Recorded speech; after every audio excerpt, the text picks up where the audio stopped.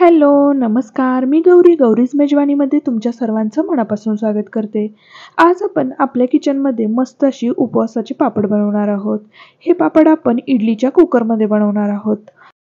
इथं तुम्हाला दाखवते, हे पापड अगदी तिप्पट फुलले जातात आणि खायलाही खूप टेस्टी लागतात. लहान मुलंही हे पापड आवडीने खातात, कारण हे फक्त मीठ घालून बनवलेले आहेत. चला तर मग आता वेळ न घालवता रेसिपीला सुरुवात करूया. इथं मी 1 कप साबुदाणा घेतला आहे. हा साबुदाणा आपल्याला स्वच्छ धुवून घ्यायचा आहे.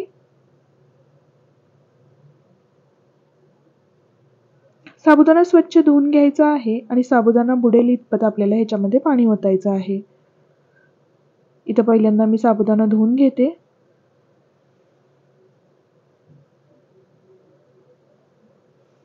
साबुदाणा धुवून घेतला की त्याच्यातला कचरा काय असेल तर तो निघून जातो. त्यामुळे साबुदाणा आपल्याला धुवून घ्यायचा आहे आणि आता ह्याच्यामध्ये 1 कप पाणी ओतायचं आहे.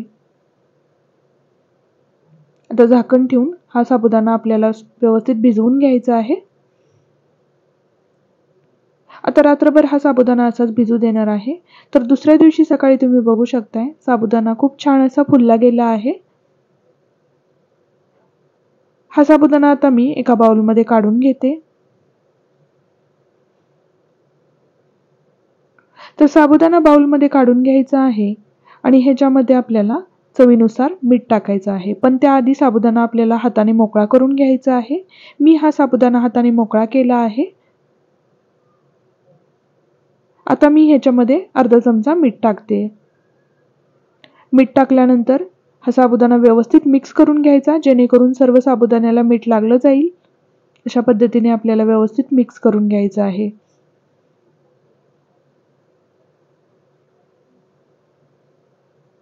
आता साबुदाणा व्यवस्थित मिक्स झालेला आहे.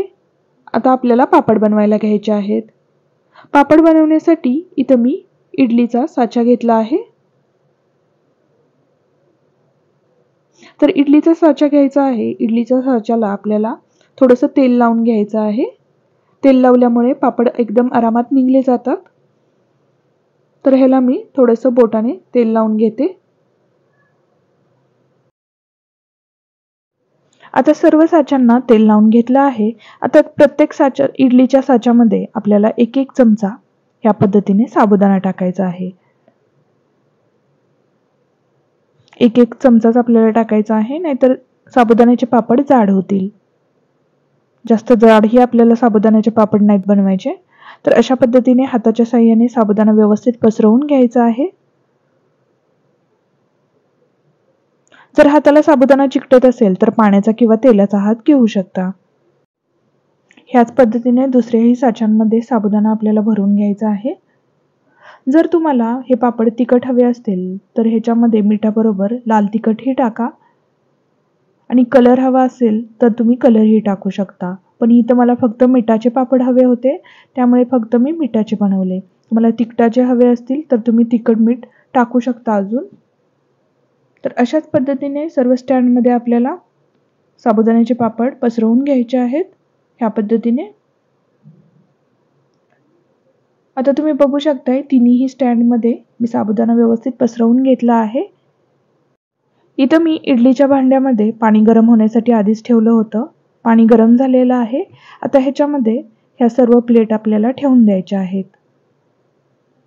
प्लेट ठेवून देणार आहोत. वरून झाकण लावायचं आहे आणि फक्त 10 मिनिटं आपल्याला हे शिजवून घ्यायचे आहेत. आता तुम्ही बघू शकताय 10 मिनिटं झालेलं आहे. अगदी काचेसारखा ट्रान्सपरंट असा साबुदाणा दिसायला सुरुवात झाली आहे. आता हे पापड शिजले गेले आहेत. तर मी गॅस बंद करते आणि ह्या पूर्णपणे प्लेट आहेत त्या बाहेर काढून घेते.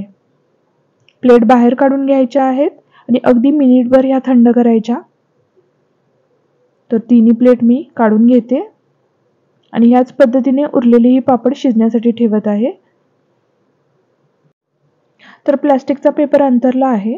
आता पाण्याचा हात घ्यायचा आहे आणि जे आपण साबुदाण्याचे पापड बनवले आहेत ते ह्या पद्धतीने काढून सुकण्यासाठी ठेवायचे आहेत. तुम्ही बघू शकताय किती इझिली पापड निघले जात आहेत. काहीही मेहनत नाहीये ही पापड बनवताना. अगदी पटपट पटपट पापड हे बनले जातात.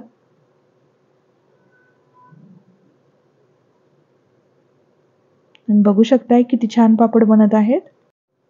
आता ह्याच पद्धतीने बाकीच्याही प्लेटमधले मी पापड काढत आहे आणि दुसराही कुकर शिजण्यासाठी आता ठेवणार आहे.